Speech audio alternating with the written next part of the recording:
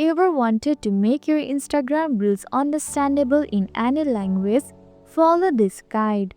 To begin with, open the Instagram app on your mobile device. Next, tap the plus icon at the bottom center of the screen. Then select the Reel tab from the option that appears. After that, either record a new video or choose one from your gallery. Once your video is ready, you can edit the video by adding sticker or text.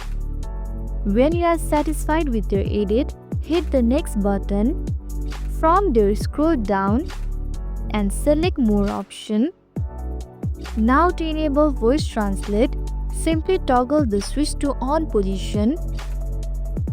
Finally, go back and hit the share button to post your reel with voice translation. And that's it.